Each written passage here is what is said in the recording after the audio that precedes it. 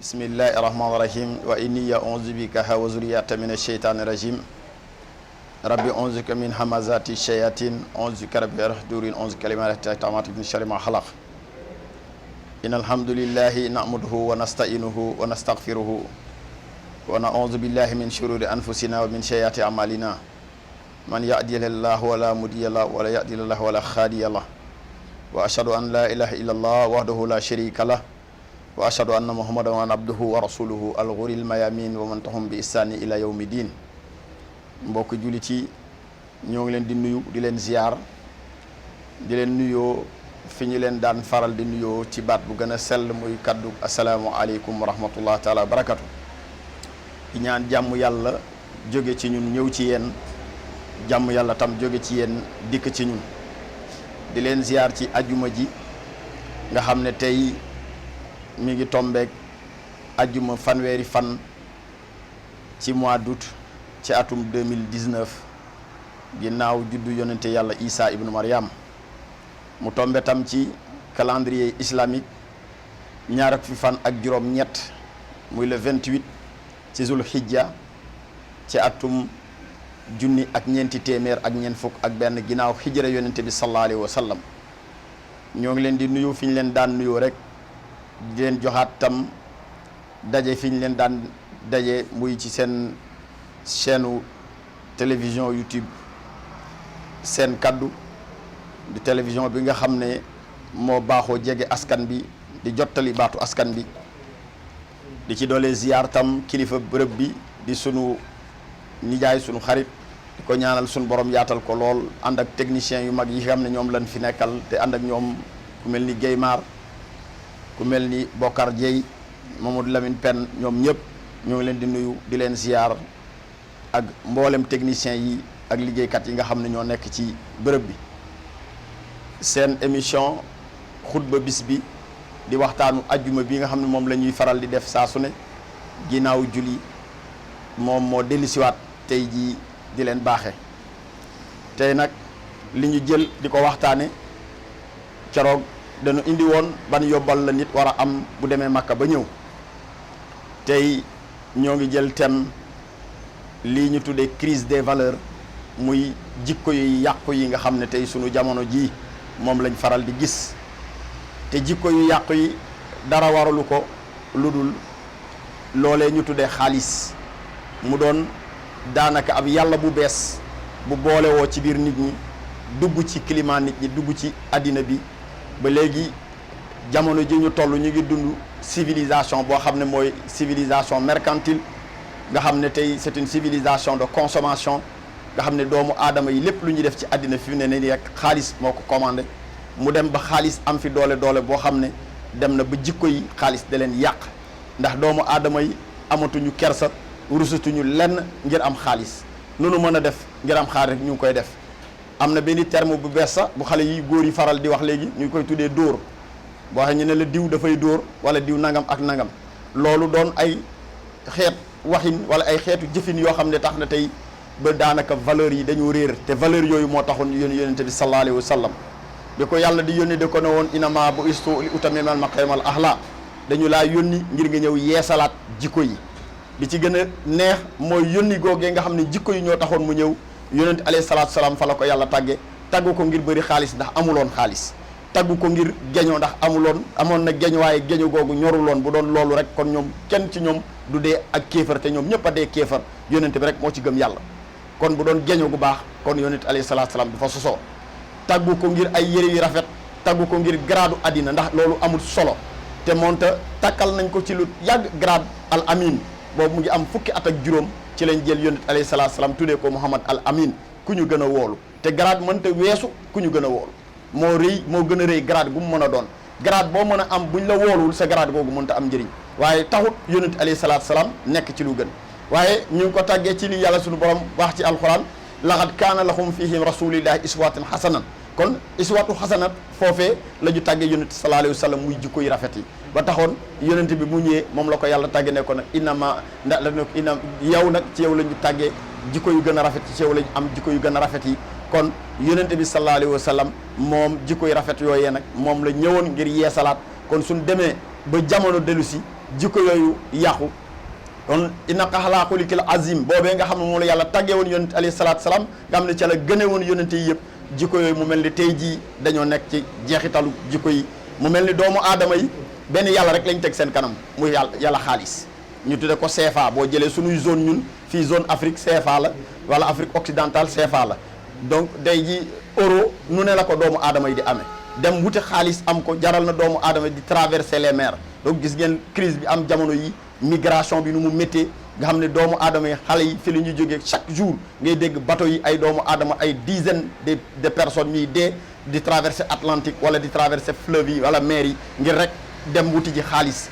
tax te bu doon yàlla moo leen ko jarul déplacé wu ndax yàlla foo dem rek mën nga fa waaye léegi xaalis tax na doomu aadama yi dañuy seen bakkan yi fonkatuñu ko dañuy traverser géej gi di dem di risquer ñi di traverser les déserts le désert de Libye combien de centaines de jeunes africains ñoom la ñu suul ci biir désert de Libye sont morts dans le désert de Libye combien de jeunes africains sont partis à la désillusion bi ñu dellusiwaatee seen jamono ñu dem ba amatuñu dara ñii dof ñii perdre seen mémoire ñi doon ay nit ñoo xam ne kenn xamul lu ñu doon ngir lan wutum xaalis kese kon mu mel ni jamono ji ñu nekk ni xaalis dafa obnubiler nit ñi les hommes sont devenus aliénés de l'argent on a fabriqué l'argent et on est devenu donc des aliens donc de l'argent dellusiwaat xaalis boobu ñëw régner suñu kaw doon suñu yàlla ba tax jikko yi nga xam ne moom mooy jikko yi ñuy seet ci doomu aadama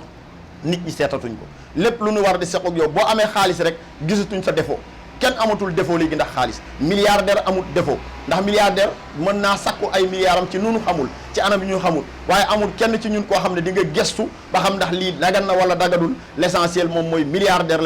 la point loolu lañ gis loolu lañ jàpp tax léegi koo gis fi ñu nii leen rek lay ñaanam ma doon milliardaire waaw àddina yëpp bu nekkee milliardaire lan quelle sera la valeur de l'argent ban valeur la xaalis di amati dootul am valeur on risque de tomber dans une crise semblable à la crise des années 1927 semblable à la crise qui xam ne moo conduire àddina à la seconde guerre mondiale parce que première guerre mondiale seconde guerre mondiale dañ demoon ba perdre ay valeurs on va tomber donc dans des crises koo xam ne dafa mën a l'humanité dans l'esclavagisme yooyu yëpp moo am léegi nous sommes revenus ci temps anciens yi li mag ñi njëkk yi xamoon tey loolu la ñuy dund ñi doon jaay ay doomu aadama tey nit ñaa ngi leen di jaay la vente des organes fu nekk ci biir àddina doomu aadama ñu ngi jaay seen organe ngir am xaalis ay doomu aadama ñu ngi rey ay doomu aadama di jël seen organe di leen jaay da ngeen le trafic des organes ak yeneen yoo xam ne kenn xamul doomu aadama dem na ba nag un fruit de commerce parce que esclavage lan xamoon bu njëkk ba mais léegi transitu immigration bi li xew léegi ak réseau yi nga xam ne ñoo yor wàllu immigration dem nañu ba ñoom ci seen bopp li ñu teg ci àddina daanaka l'esclavage sax moom moo ko gën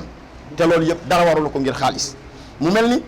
doomu aadama yi léegi dañoo perdre ay valeur ay jikko yu mel ni ngor amatul kenn goreetul léegi ndax xaalis te pourtant ngor nit ñi faaletuñ ko ku mel ni Aboubacrine Sadiq ak a gore woon lu ne yoroon na ko ci àddinaam waaye jàpp gi mu jàppoon yonent bi sallallahu alayhi wa sallam bëgg gi mu bëggoon yonent alayhi salaatu wasalaam tax ni donte yonent bi c'était un pauvre lu yonent bi mos a wax da koo gëm ak a wuuteeg borom xaalisu jamono léegi borom xaalisu jamono ji nag milliardaires yi léegi ñooy wax dëgg ku amul xaalis waxoo dëgg koo seqool ci milliardaire tam ngeen dem tribunal mooy yow perte nga boo amulee dërëm mooy perte nga nit ñi dañ lay duma mën la fay xaalis ngir gagner la désormais c'est le procès de l'argent c'est le dieu argent qui règne sur terre maintenant léegi ngor boobu amatul ngir lan doomu aadama yi léegi xaalis la ñuy set avocats yi gisatuñu leen lu dul xaalis dañuy ñëw di plaider ay nit ñoo xam ne ce sont des criminels di plaider ay nit ñoo xam ne ce sont des vendeurs de drogue di plaider ay nit ñoo xam ne ay reykatu doomu aadama la ñu ngir lan rek am xaalis nañu seetaat nu ñu amee xaalis te dinañ ko am ci ngor jëwaat suñu jikko yi comme ni Aboubacrine Sadiq meloon ak yonent bi sallallahu alayhi wa sallam am na yeneen jikko yoo xam ne tam léegi nit ñi gëmatuñu dara jikko bu mel ni ngëm amatul léegi ñun gëmatuñu yàlla koo fiy toog de ko nax yàlla ak yàlla sax dañ leen ne dañ may perdre loo sama temps ay yàlla chaque jour waaraate li ñu n'ont plus le temps maintenant d'écouter doomu aadama amatuñu temps di déglu waaraate ci juma amatuñu temps di déglu jàpp nañu leen sax julli sax boo naree yàgg sax dañuy seet imam boo xam ne moo gën a gaaw julli nga xam ne tey ji en fraction de 2 secondes mu dóor ñeent rakka yi dal di ne salaamaaleykum ñëpp tas fi ne nii jumaa yi nga xam ne dañu bëri di fàttali nit ñi sax bu yàggee nga koy def dañ lay jël bu yàggee dañ lay jéppi sax la wax dafa bëri wax nanga ma da nga di la compliqué te pourtant dimbali nit ñi rek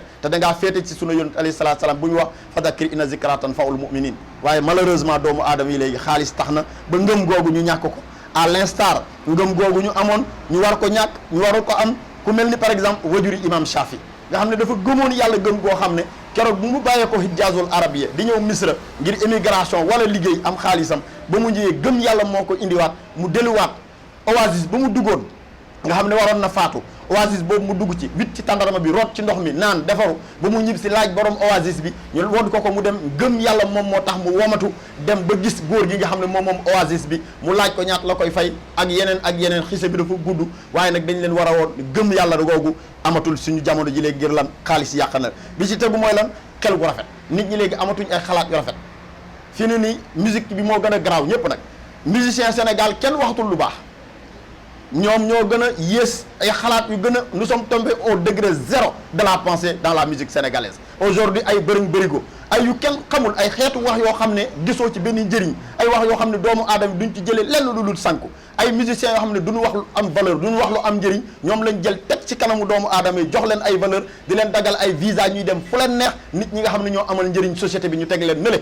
mu mel ni jamono ji yonent alayhi salaatu salaam li mu waxoon mooy yéen ñi nga xam ne yéen a yore diine mujjum jamono yore diine mi ngi mel ni ku yor ab xal bu lay lakk ci sa loxo ñëpp ko te ñemewoo ko bàyyi ndax boo ko bàyyee ñàkk sa diine ngir lan jamono ji ñu nekk ni nous sommes dans une civilisation où l'argent règne en maître kon loolu tax na tey doomu aadama yi amatuñu xel gu rafet xalaat yu gën a ñaaw ñoom ñooy may doomu aadama xaaj léegi caaxaan ngay jaar léegi nga doon 1 milliardaire tout de suite na nga mun caaxaan na nga mën di reetaan loo nit ci lu amul na ngay dugg ci yoo xam ne ay kasaw kasaa la ñii diplômé yaa ngi fi jàng ba ne ar maîtrisard yaa ngi fi doctorant yaa ngi fi jàng ba ne ar waaye kenn amu ci liggéey waaye il suffit nga génn rek dugg ci caaxaan dugg ci lu ñàkk fayda ay wax yu ñàkk fayda nga émet ci ay millions léegi nit ñi jox la nga def buzz sur l'internet nga télé yi di la woo fu ne waaye nit ñu amal société bi njëriñ benn télé du leen woo duñ leen sax lijjanti kon loolu yëpp mu mel ni tam jamono ji ñu nekk nii loolu amatul lu mel ni xel gu rafet kon beneen a ngi ni encore doomu aadama yi léegi amatuñu jëf ju rafet jëf ju rafet amatul ñu jël jëf yu rafet yi suufeel leen kon mu mel ni tey ku mel ni jëf yi nga xam ne Serigne Touba defal na ko l'islam tey boo koy wax ci télé di ko wax dañuy jàpp yow tu es un fanatique mouride mais di fàttali jëfu nit ñu baax ñi jaar-jaaru nit ñu baax ñi ngir nit ñi mën ci jàngee parce que ce sont des références ce sont des preux chevaliers qui ont combattu pour mën a teg doomu aadama yi ci yoon bu jub hudan lil muttaqin ngir lan ay jëf yu rafet aujourd'hui nous ne sommes plus au temps de la parole mais nous sommes au temps des actes léegi jëf moo gën a am solo ngay wax yu bëri ay wax yi nag bëri na nit ñi yàgg nañ di waaraate rajo yi bëri nañu télé yi bëri nañu léegi lan moo tax doomu aadama yi jubuñu bu léegi parce que jëfkat yi ñu ngi yaakaare waxtaan yi da ngay gis baat ay waxtaan yu rafet waaraate gu rafet nit ki di ko wax nga gis ko ci biti muy jëf ay jëf yu ñaaw kon jëf ju rafet moo gën wax ju rafet fexe fexe ba wax bu rafet boobu ngay jëf nga di ko comme ni ko sëñ Abdoulaye doon waxee mu ne man de xooluma li nit ki wax li nit ki jëf la loolu laay xool kon nañ fexe ba rafetal suñuy jëf yi ngir ñu mën a doon bi ci mujj mooy doomu aadama yi léegi amatuñ ak muñ amatuñu muñ koo joteel tey jii mu yóbbu la tribunal kenn baalatul kenn jégalatul kenn muñatul lu la nit yàlla sax bu la tegee mbas léegi nii da ngay nekk di lamenté wu di ko accuser doomu aadama ku ci feebar tey jii sa voisin bi nekk sa wet ngay gis ni moom moo la liggéey moo tibb sama tànk woo ma def kenn amatul ak muñ jëlatuñ yëpp delluwaat ci yàlla ñun ñëpp dañu jàpp ne léegi lu nu mën a dal rek sama noonu wala sama nangam sama doomu aadama yi jégaleetuñu nous ne sommes plus capables de pardonner ku ci ne rek yaa ngi xool naka ngay l'esprit revanchard alors que la haine est un poids trop lourd à supporter comme ni ko Martin Luther King waxoon Martin Luther nee na il préfère s'en tenir à l'amour parce que aimer c'est mieux que d'avoir de la haine te haine ñàkk muñ moom moo ko indi mieux vaudrait maintenant aimer plus que d'avoir la haine vers l'autre parce que la haine mène vers la vengeance et la vengeance elle est très dangereuse bu yàq rek dafay yàq société kon mbokk yi ñoo ngi leen di